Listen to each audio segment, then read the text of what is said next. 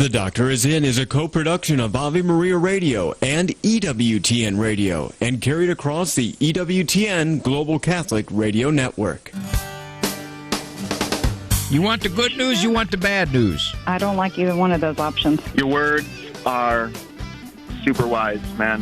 Is this the Dr. Ray? You know, we're not doing therapy here. But you're a psychologist. I'm certainly not going to get myself in trouble by telling you what to do. I gotta say, you're really helping me by taking my call today. I just never thought I would call your show. All right, first of all, my advice to you is going to be to shut your mouth. I like that. I can do that. That's doable. You're my second favorite Italian person. I hope you're going to agree with me. Well, no, I'm sorry. I just was calling to let you know that you are right. Nevertheless, I digress. Now, from the studios of Living Bread Radio Network in Canton, Ohio, the hometown of Mother Angelica, here's Dr. Ray. I told Andrew, scour our past calls. Go back 20 years if you have to. Find out if we have anybody else saying, I just called to tell you you were right. He said he did. He said he went way back. He went back to almost to the inception of the show. And in fact, he said, no, that was the one. That was the one we had. The one you were right. All right. Well, okay. I'll get a couple of my friends to call in and record that. Good to have you here on The Doctor Is In. I'm delighted to be with you. This call-in program, you are the callers. I am the callee. Very simple. You have a number, 877-573-7825. 877-57-EQUAL. Very, very simple 3-bit piece of memory, 877-57-EQUAL. If you have a question about a circumstance or a person in your life, maybe from age 2 to age 102. We did have a 100-year-old individual call the program once. Haven't had any 2-year-olds. We have heard some in the background. That's standard there with parents of preschoolers. They can't get on the phone in peace anymore. You know the kids are there. Or if you have a question about the faith as it intersects with psychology or something you don't understand about the mental health world, get a lot of cultural questions, how the culture misshapes our souls or how the culture misleads us or nudges our kids away from the faith. We have all that kind of stuff. So just something that you say, okay, I know you can't do therapy here, Dr. Ray, but I want to give your thoughts, get your thoughts on a couple of things about this. Something that maybe we could put our heads together and come up with a direction that gets momentum heading in another helpful way. 877-573-7825 is the number to call, and I would be absolutely delighted to talk with you. You can even call in and say, hi, Dr. Ray. Just wanted to say hello, see how things are going for you. Where we are here, it's raining, and I got a new mini print. I got a new mini print for the bathroom. You know, kind of like an auditory Facebook. You can say, yeah, I was just eating a bologna sandwich this morning, and I bit it into the shape of a giraffe, and I just wanted to take a picture of it. But since this is radio, I can't take a picture of it, so I'll describe it for you. You can do that. You can do that. 877-57-EQUAL. In one of my books, I talked about the law of social reciprocity. Now, those are my words. As far as I know, no one else has ever coined that phrase. The law of social reciprocity. Simply stated, it means I expect you to treat me the way I treat you. Now, Christians can't operate according to that law because the way we are obliged by our Lord to treat others may not at all be the way they are obliged by whatever moral system they follow to treat us. There is a perversion of the golden rule. The golden rule says, do unto others as you would have them do unto you. The perversion is this, and I think sometimes it twists us and it frustrates us because we operate according to it. It says, do unto others well, and they will treat you well. Huh? That doesn't follow. The law of social reciprocity says, if I'm kind to you, if I don't make snarky remarks about you or your opinions or your beliefs, if I treat you with respect, if I don't try to manipulate you to my own ends, you will do the same to me. Now, there's a big difference between the hope that that will happen and the expectation that that will happen. If you expect that will happen, I guarantee you're going to get real frustrated. Why? Because people don't act according to your moral value system, especially if you are a serious, committed follower of Christ. His guidance, his rules, his obligations, his conditions for treating other people well are pretty high. They're very, very high.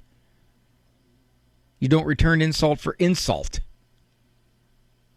You don't mistreat others because you have a justification to.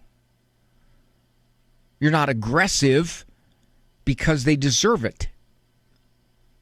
In other words, you do not guide your behavior by their behavior. You don't act according to the leeway that they provide you because they do it. You can't do that. But yet, in subtle ways, that's a law that we live by. I treat you a certain way, therefore, you treat me a certain way. Well, that'd be nice. That'd be ideal. May not happen. And if you want it to happen, if you expect it to happen, if you demand it would happen, you're going to be frustrated. You're going to be upset. You're going to be angry. You may sever the relationship with that other person. If you have a relative that is just tough for you, just flat out difficult to get along with,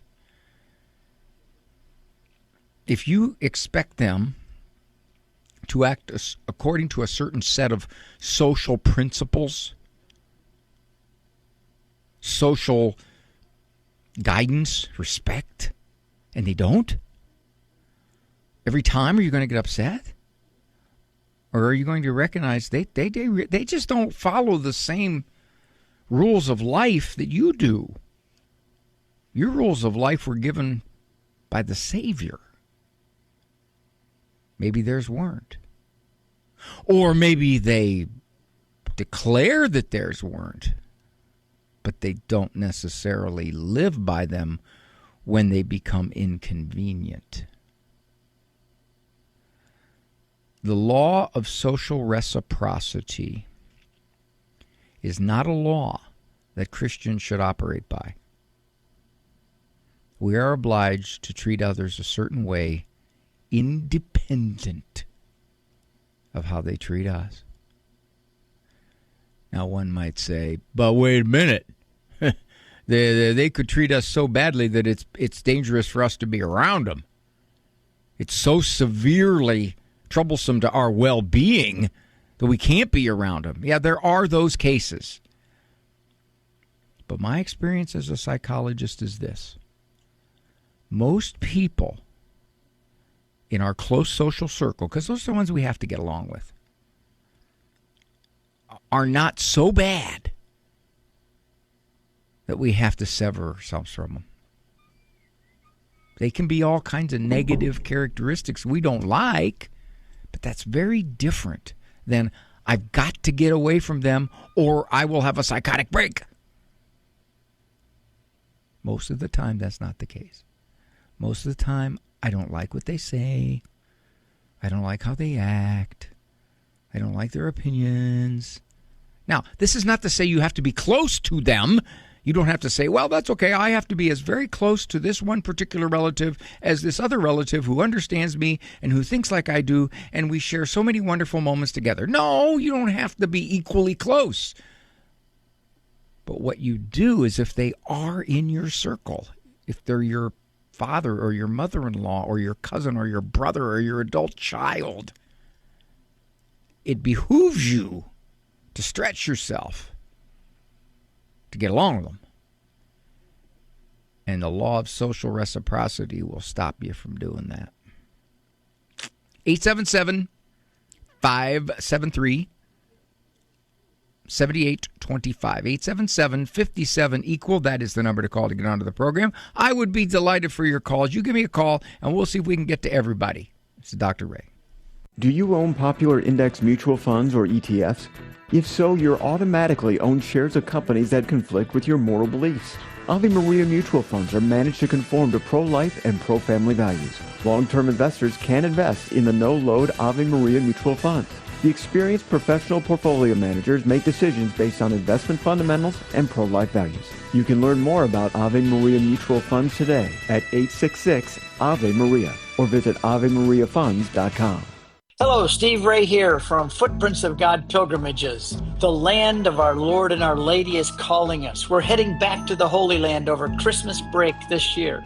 We have the best, most reliable guides and services awaiting us. The holy sites are open, and the local Christians are anxious to see us. Galilee, Jerusalem, Nazareth, Bethlehem. No crowds, no lines. Hope you can join us. Find the Ave Maria Radio travel tab at AveMariaRadio.net. Strained or broken relationships are a given in most of our lives. Friends fall away, siblings drift apart, children sever ties with their parents, and despite our best efforts, these painful fissures are difficult to mend. Hi, I'm Dr. Ray. If you want to learn how to communicate better with the difficult people in your life and be a more easygoing, more forgiving person, check out my book, How to Get Along with Almost Everybody. Check it out. And all my other books on the store page at AveMariaRadio.net. That's AveMariaRadio.net. This program brought to you in part by Ave Maria, Florida, a big kind of small town where golf carts take you everywhere and there's always something fun around the corner. Discover championship golf, resort-style amenities, and a town center full of shopping and dining. With Ave Maria University and Ave Maria Catholic Church at its heart, it's a community full of connection and charm. More than 25 model homes are available for viewing. More information can be found at AveMaria.com. That's AveMaria.com.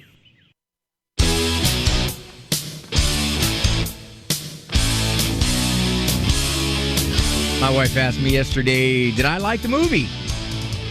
And I thought, well, chances are if you're crying at the end of it, wasn't my favorite. You know, it's a touching movie about orphan puppies who were rescued from a flood. You know, as I was watching Rocky 26. I have an anonymous caller from Ohio. She's involved in a rather intricate custody battle. Hello, Anonymous from Ohio. Thanks for the call.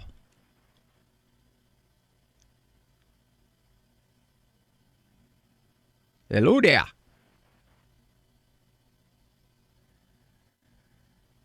Hey, Eric, I don't know. I don't know if Anonymous knows she's there or not. Anonymous, are you there or not? Hello? There you go. Where did you go? You're just ignoring me? Sorry. Sorry, I accidentally muted you. Well, hey, you didn't. Hey, when women mute me, it's not an accident. Okay, here we go, Dr. Ray. My son, who lives out of state, got divorced when his two sons were like a couple years old. They have shared custody. And now the youngest one is 13. And my son has always said that his kids come first no matter what.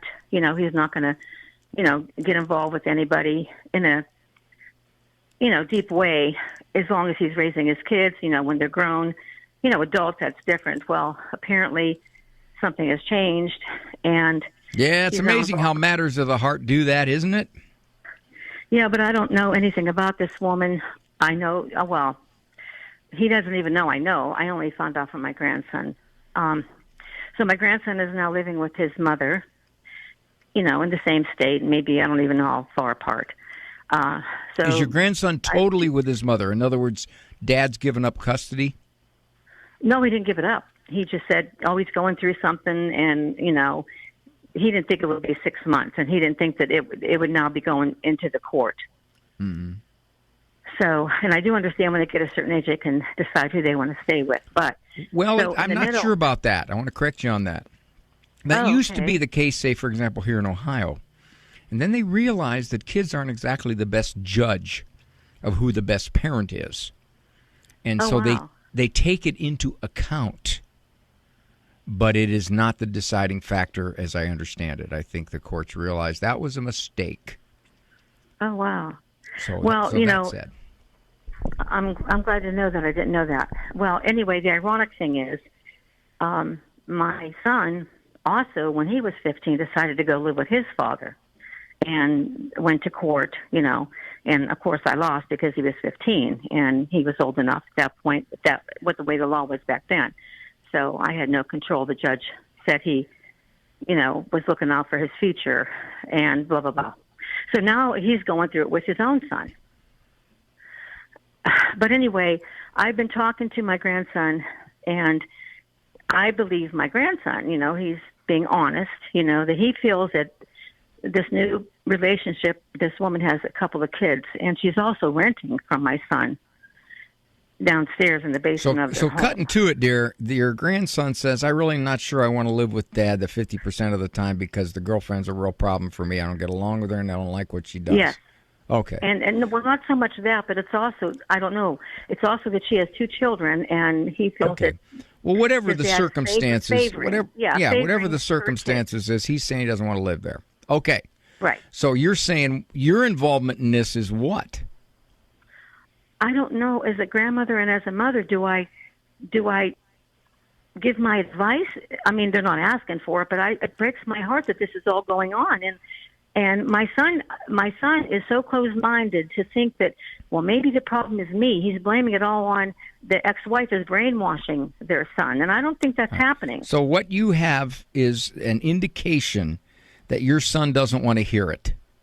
That if you go to your son and you say, your son doesn't want to live with you anymore, which he already probably knows that, Mom. He knows that. Know that, but he doesn't know that I know the reason. Well, if you want to talk to your son, you can ask him, do you know the reason why he doesn't? And if he says, yeah, I know why, because my ex-wife is polluting his mind. That's exactly what I think I'm saying. And you tell him this. Well, have you asked your son what his reason is? Now, I don't think it's going to make any difference. Just my speculation. I don't think it matters. I think your son is going to pursue this relationship and hope that his son comes to accept it. But in the meantime, if his son says, I just can't live there, I'm living with Mom full time, you really don't have much say in this, Grandma. You don't. The only way you might want to delicately approach it is you say to your son, do you know why he doesn't want to live with you? And then when he tells you his reason, if you think, from talking to the son, the boy, that that's not the reason, then you ask your son, have you asked him? Has he been honest with you why it might be? And then if you really want to get risky, you say, well, he's talked to me about it. And I don't know if you want to know, but I can only tell you what he told me. That's the 3 steps I would take. Got it? Yes, thank you so much. Yeah, I'll have to be very careful that I don't betray either person's confidence. Well, yeah, if your grandson said, don't say anything, please don't say anything, then you can't do step number 3. Right. But that's the case. But you can go to the grandson and say, what's stopping you? What's stopping you from telling your dad this? Yeah, or I could say, is it okay if I talk to Dad about it? Your dad about it? Yeah, sure. Yeah. You're not as dumb as I look. You don't look dumb. I saw you in person. Well, thank you, sweetheart, for the call. Okay. Thank you for all your help. All your help helping people. It's just wonderful. Well, wonderful bless your heart. that we have someone like you to turn to. They pay me. Come on, they pay me. Come on. No, you do it from the heart too. I could tell. Thank you, Dr. Thank you, dear. Ray. Okay. Bye. Jackie is a young mother of 2 children after the horrific Catholic school shooting in, I believe, Minneapolis it was. A lot of folks posting Prayer doesn't work. Look at this. These kids were praying, and while they were praying, this happened to them. See? Just goes to show ya. Hi, Jackie. Hi. Well, first of all, they have a very warped idea about prayer. But second of all, my guess would be that the majority of those people who say that, you see that those terrible things happened while they were praying. What kind of prayer effectiveness is this? Those are people, if you took a poll of those people, they're looking for some excuse not to pay much attention to the faith. Yeah. And I think that's what I'm struggling with. I'm 35 years old, and we have 2 kids. One who survived, she's our miracle child, wasn't expected to survive. So we really lean in on our faith. And I think one thing that's happened is, as you grow up, friends from high school, et cetera, you kind of, you used to all think the same. And then you notice that, different perspectives and start to shape, and especially with social media. And so I feel like I've find myself maybe isolated in my own views because they're very faith-based. And I'm trying to kind of strike a balance between advocating, even though it can be maybe advocating in a way that I think is honorable and respectful. Because one thing I communicated to my friend was, I feel like, saying how this pierces the heart of Jesus to condemn prayer. Why can't, and just kind of challenging, why can't we have both change and prayer? Obviously, these kids are at a school that, my own daughter goes to, where they go to Mass. And was your friend even open to anything you said? She was offended because she said that obviously this was just kind of a flippant thing that she shares, but she doesn't personally believe that that we shouldn't pray, but that there shouldn't be no more excuses about that there needs to be more action.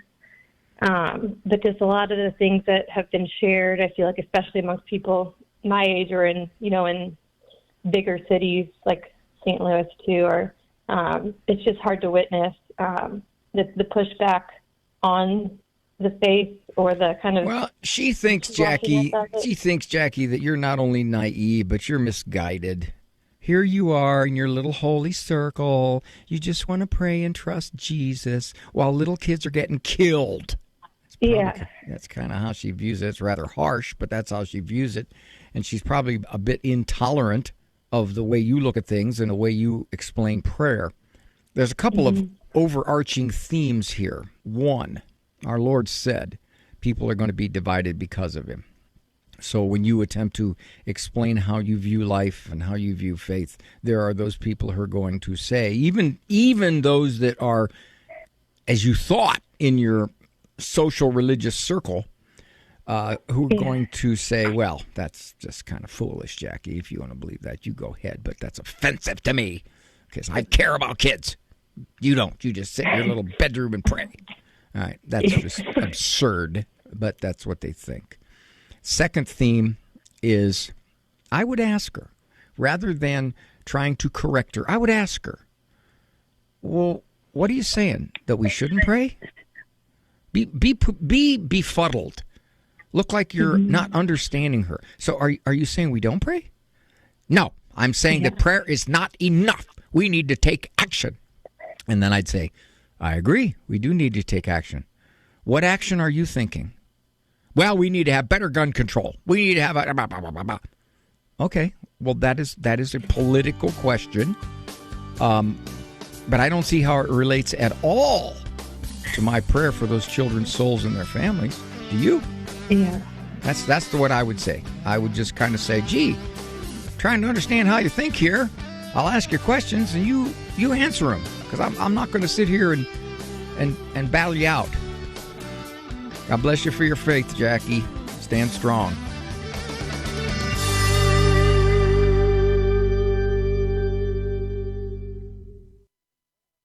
What is the significance of the anointing oil or chrism during the administration of confirmation?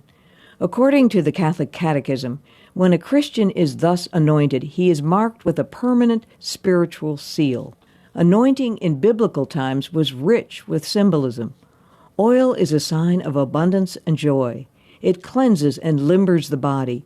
It is a sign of healing. Think of it being administered to cuts and bruises. It gives radiant beauty and strength. All these features of oil are present in the sacramental life. The pre-baptismal anointing with the oil of catechumens signifies cleansing and strengthening. Anointing the sick signifies healing and comfort. In confirmation and holy orders, the post-baptismal anointing with sacred chrism denotes consecration. This is Peggy Stanton, and this has been the Order of Malta's Minute with the Catechism. Christ is the answer, with Father John Riccardo. John 14. This is Jesus in the upper room with the disciples before he's going out to his sacrifice of himself for our salvation. And Philip says to the Lord, "Show us the Father, and we'll be satisfied." And Jesus looks at Philip and says, "Philip, have I been with you all this time? Don't you understand? When you see me, you're looking at the Father." In fact, only two people throughout human history have given rise to the question, not who is he, but what is he? The two people are Buddha and Jesus. Buddha's answer was, don't come to me, don't look to me, look to my doctrine, look to what I teach. Jesus' answer was, come to me, all you who are weary and heavy laden, and take my yoke upon you and learn from me, for I am gentle and humble of heart. Jesus is explicitly claiming to be God.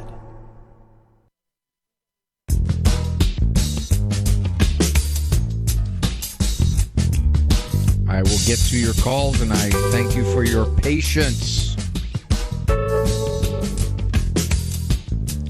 I'm reading a book right now by a psychiatrist.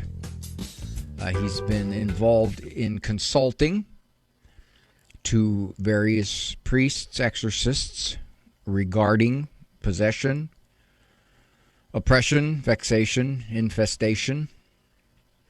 He is a very balanced individual. He initially was a high skeptic of any kind of demonic involvement. He is presently well sought after. He's written articles, and I'm reading his book. It's called Demonic Foes. He has talked about, in some respects, that he doesn't touch it heavily because he's dealing mostly with the cases that he's experienced where he can, without breaking confidentiality, experience of the approach that our culture is becoming very transparent, overt, dealing with demonic subjects, dealing with demons, and not even dealing with them out of appropriate fear, but dealing with them as something to be admired, embraced, made fun of, just taking them not seriously enough for the tremendous damage they can do. So Jerry from Clinton has a question about this. Hi, Jerry. How are you doing, Dr. Ray? Thanks for taking my call. Okay, sir. So it's really just, I see the trend a couple different times. So we're kids of the 80s and 90s and grew up in. My question is how to combat, like, when we have people that are, for lack of a better term, the crazy Christian side of it, to where they're like, nope, it's this, that, you know what I mean? And no matter if we're pretty involved parents where we sit down and watch the content with our children. We don't let them watch inappropriate age things with them. Like PBS is always a good option.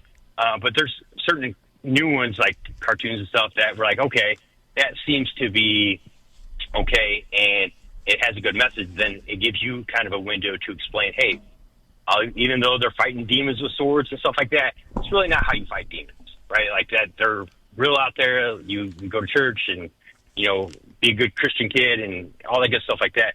So my question is for the far end of the extremists, to where they just don't listen, and more likely they don't even watch the content where we're like, hey, we're pretty involved parents, so you can sit down and watch it before you tell your grandkids they can't watch it at your house. So that would be my question, is just to how to, other than be like, hey, you know who we are as parents. Are you saying, Jerry, that you're running across a lot of parents and grandparents are, at the very least, oblivious to the messages and the themes that the kids are watching, or saying it's no big deal, it's standard culture, the kids have to navigate it, they'll realize that this isn't something they should get involved in? Is that what you're saying, that you're out of sync with a lot of these parents? And we teach our daughter to, like, he tells you put on the armor of God and go fight those demons every day, right? We tell her, know the difference between right and wrong, pretend what's good for you in your heart and what's not, right? Like, there's stuff on Disney Plus that is absolutely, we're like, nope, you can't watch that. I don't care if it's on Disney or not. So that's kind of where we're talking, but that message doesn't correlate to grandparents. So we're like, no, they're back in the 90s where Harry Potter and all this stuff. Like, nope, I don't care about it. It has demon in it, magic. We're not watching it.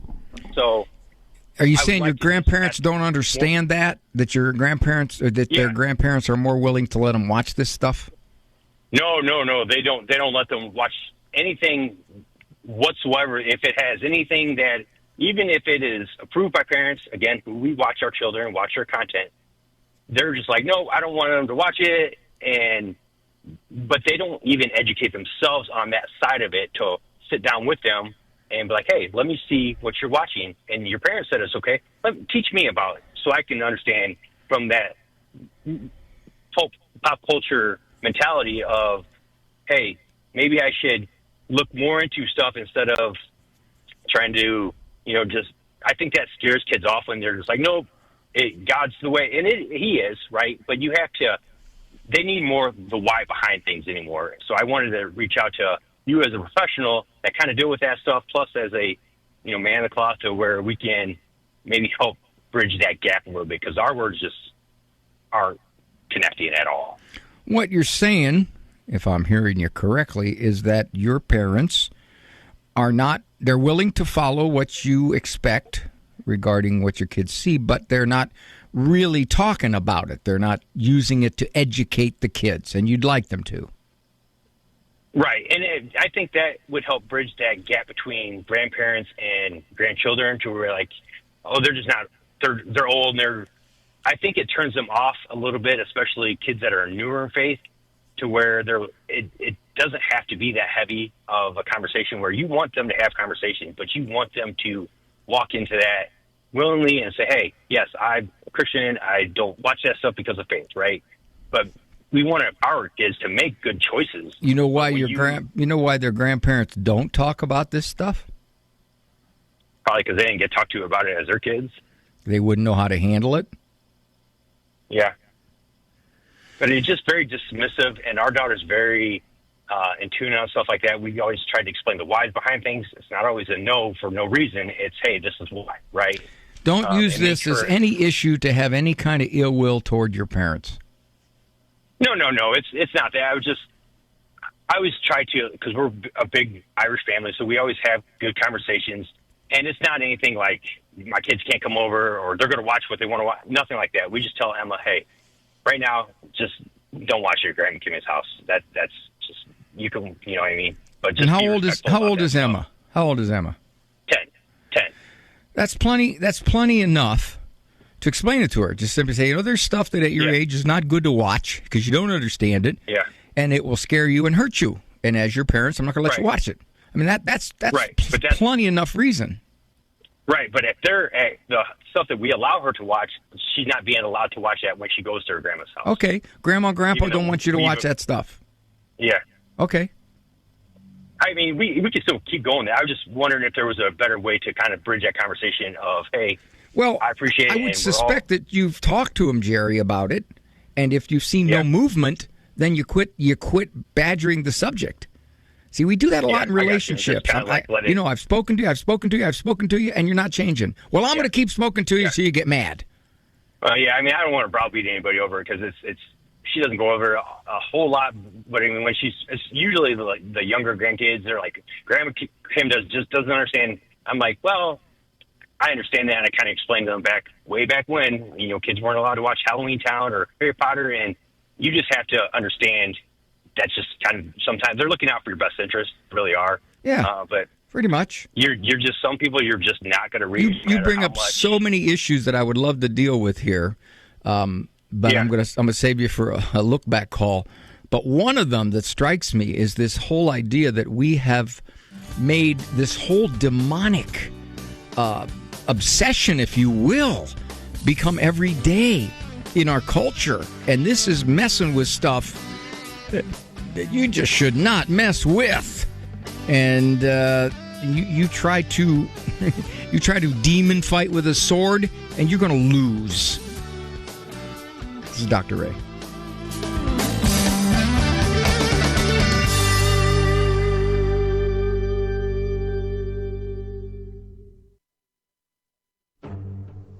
"60 on 10 with Monsignor Charles Pope." The fourth commandment, honor your father and your mother. This commandment enjoins on us as young children not only obedience to their parents and even older children, great honor for them, but also gratitude for all of our elders, teachers, employers, and leaders. It also directs citizens to a proper love of our country. So it's a rich commandment. And it also puts great requirements on those who are in those positions to be worthy of the honor that is due them. This commandment is fundamentally given to us by God because without respect for our elders, there can be no teaching, and we cannot hand on the wisdom of previous generations. This commandment is rich and it is for us. The fourth commandment, honor your father and your mother. For more about the 10 Commandments, visit EWTNRC.com.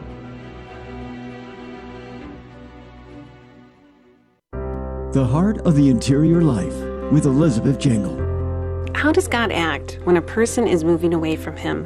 Father Timothy Gallagher writes how the good spirit awakens a sense of trouble in them and awakening them to their need for spiritual renewal and for God.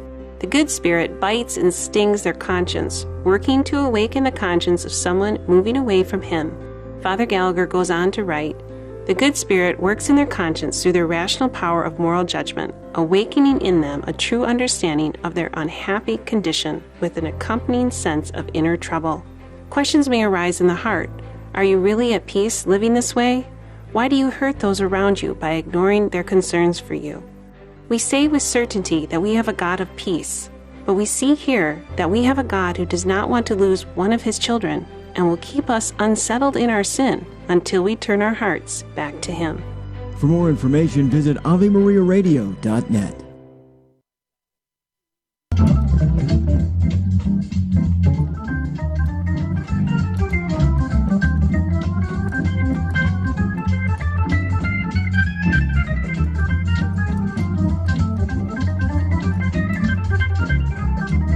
Those are fast hands, whoever that guy is.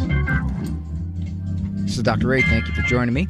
This is The Doctor Is In. Before I go to your calls, because I know you're up there and I want to talk to you, very quickly, there are still a few seats left as we head to Ann Arbor, God willing, next week, October 20. Oh, Andrew, you're saying there's no seats left? They're sold out? Oh, yikes. Well, I am wrong. Go to AveMariaRadio.net. See, we can take 70 people. See what the numbers are. You can get on a waiting list because people do cancel sometimes. Oh, I didn't know that. I was just being humble. Humble, not assuming that my television show audience would be sold out. It's a very humble thing of me, I think. Don't you think so, Andrew? I think so. Okay, well, you can still check it out anyway. But and then after that, I'm going to make an announcement if I get a chance. On November 11th and 12th, we'll be in D.C., so we're going to shoot there, too. Anonymous mom from New York has not seen her parents in forever. Now they're going to meet her child. Ooh, but then this is an interesting question, and now she's going to put some details to this. How to prepare for the inevitable. Well, that's interesting. That's an interesting word, inevitable. It's going to happen. Hostility from them. Hi, Mom. How are you? Hi, I'm good. How are you? Well, a couple of things. Why haven't you seen him in a long time? So we invited them to our wedding. Actually called you last year, the day before our wedding, that they were going to be at in December. And they didn't show up. We invited the whole family get convinced that not to come years ago that caused them not to show up. So, my dear, are you on speakerphone or something? Without getting to that side, they didn't show up. You're breaking up. The wedding. You're breaking up. No, I'm sorry. I have not guessed. I was better. Can you? Okay, can you get to another room? Go outside. Hello. There you are. Okay. Now, I had asked you. Okay. You hadn't seen him for a long time, and you're beginning to describe kind of a friction-filled circumstance. Yeah, so they weren't at the wedding, long story short, despite being invited. Wow. And so we were going to have them come to see. We live across the state. We don't live on the same side of the state, so they were going to come to a hotel, which is that was the plan all along. But we had originally voiced that we were uncomfortable with them coming to our house for the first visit, being that we hadn't seen them in over a year, and they weren't at our wedding. We then why were you uncomfortable with them coming to your house? Because we knew that it was going to be like an uncomfortable situation, and we wanted to just see how it went in public first, and then if it went well, we would have wanted to see them another time at our house, and we made that clear to them. But that didn't go over well. Oh, that would insult them. That would definitely insult them. Yeah. Okay, so I'm trying to flesh this out. I want to make sure I got this somewhat right.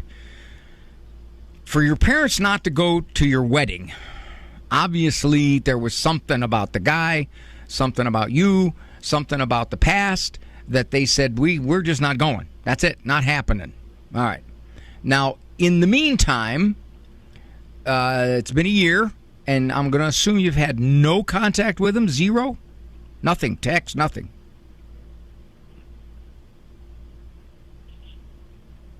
Is that true? Hello? Did we lose a connection here? Oh, shoot. Okay. Well, I think our caller's still there, because it sounds like our caller's still there, but no? Hello? There you go. You went away.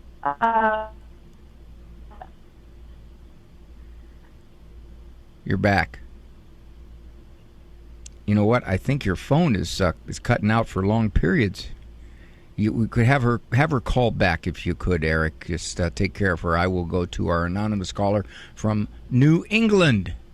Hello, anonymous caller from New England. How are you? People not wanting to talk to me today. I'm starting to take it personal. Caller, you there? Eric, is it us? All right. Well, I'm going to take a break, because that's the big time anyway. I'm going to take a break to see if you can make sure we get these connections set up there, Eric. This is Dr. Ray, 877-57-EQUAL. Do you own popular index mutual funds or ETFs?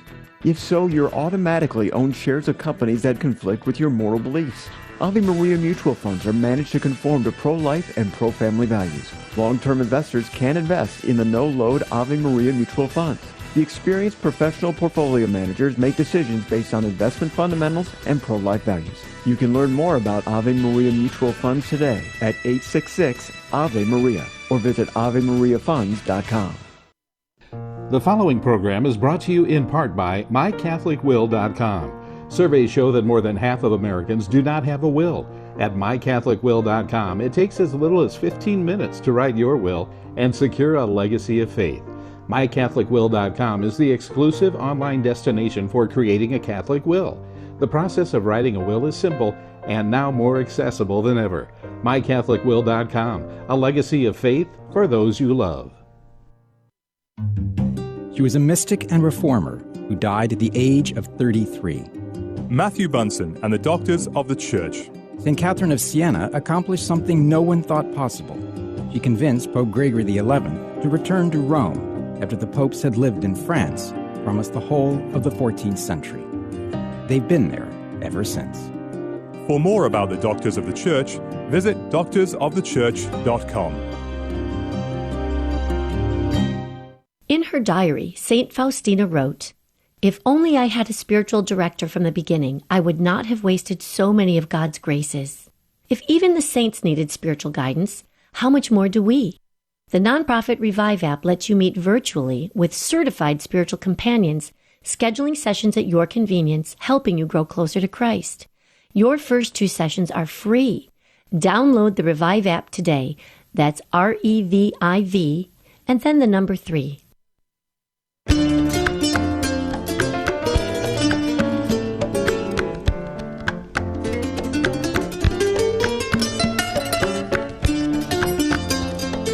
Okay, let's try this again. Our caller on line 3 who had to go because of the phones, if you can hear me, you call back at your convenience. We will definitely talk about your situation with your parents. On to our anonymous caller from New England who is on a time crunch because her husband doesn't really want her calling. Hi, Anonymous, how are you? Hi, Dr. Ray. Here's what I understand. You got 2 elderly neighbors. One, they're siblings, and one is the more competent of the siblings. The brother is more incapacitated. Is that it? Well, he can stand up. We thought he was on his deathbed. She comes right over, and we were going to go on vacation for a few days, and we immediately said we have to go, and we thought he was dying. And then she waits till my husband comes home from church or whatever. Sunday she did that, and I confronted her. I said, "Listen, our son's in the hospital with autism, with major developmental delays, behavioral issues, and he got other issues, fractures." And she goes, "Oh, you're a good cook," and she left finally. But they've both never been married. And they have plenty of siblings, but they moved or they died. She wants your husband to go over and just keep company with her brother. Yes. How often? How often? She didn't say. But my husband, he agrees that she shouldn't have confronted with our son, especially, many months in the hospital. He agrees upon that, but he will go over and, encourage him to walk, but he doesn't want to walk, whatever. He wants to, because he felt bad. He thought he died already, and he didn't because... Who? Did you ask your husband how often he's willing to go sit and for how long? No, because he doesn't know, because we're visiting our son who's been many months in the hospital. Ooh. 6 months. Well, is he the one that's going to handle this lady's requests, or are you? Him. Okay. She wants him. She only talks to him. Well, I'm saying, is he the one that's going to put limits on her? No. Or are you? I can't. It's his decision. I can't tell him what to do. That's the way my marriage is. So. Does he see it as a problem? Who? Does he see it as a problem? But does your husband see this as a problem? Yeah, but he's still willing to help. He's Christian and says, well, he'd feel bad if he ever died, and didn't go over. Well, he's going to have to feel bad, because if the man is elderly and frail, who knows when that will be? Yeah. Have you said to your husband, how much time do you want to give them? No, I haven't. Because my husband doesn't like to ask questions. He's a dry drunk. That's one of the traits. Oh, boy. Now you just keep complicating the whole thing here, my dear. Yeah. And my son's been 6 months in the hospital, and you fractured legs and everything, and 10 operations. And, we told her that. And, she has many brothers and sisters. Some died and moved away, And, I would say the person to talk to is your husband, not your neighbor. Right. And to establish with him how much time do you want to give them, how often do you want to go and stay, and how long. And if it comes down to visiting our son, being with our son in the hospital, as opposed to the neighbor, you going to tell her? You're going to say, I'm going to see... No, he agrees. Our son is more important until he's gets rehab. We're waiting for that. Who knows when? because, the severity of the fractures. Mobility, he finally can stand on his feet, but my son has to be transferred. Well, you've already explained this. Explained to her, yes. To her, and it sounds like big deal. She sounds like she's saying, "No, I still want him to come over. You're just in the way." Yeah. Yeah, So- and when I that we all have our crosses. Some crosses are heavier than others. He ignored me. He didn't say a word, not one word. You say he, meaning your husband, No, him, her brother. her brother. Okay, so he's aware. He is. Yeah. Okay, he's cognizant. Yeah, I really have to make it. I don't know. Someone's trying to call me, but that's okay. It could be my son. He needs attention, and we didn't visit him because Sit down with we your usually husband visit him every and get day, some specifics. usually.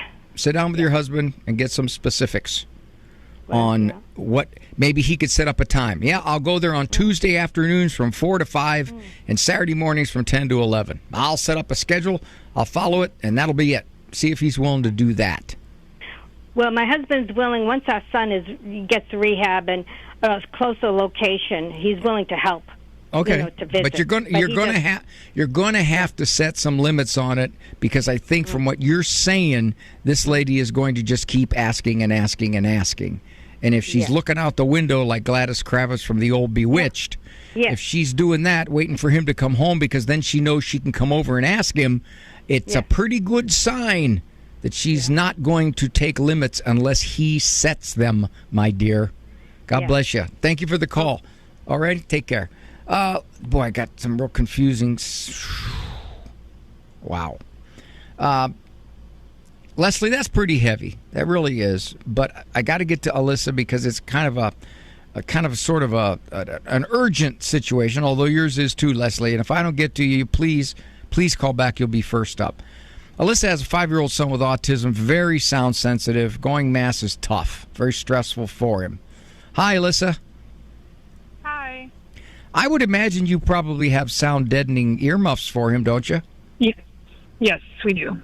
And how much do they block out? But he can still hear, but it just sort of muffles it. We have the special, but it's still not enough for him a lot of times. How does the distress show itself? He yells and waves his arms. Is he verbal at all? Oh yeah. He's very verbal. He's very smart. Okay. This runs in my family, and all my adult family members with autism. You wouldn't be able to tell, but it's just these early years when they don't know how to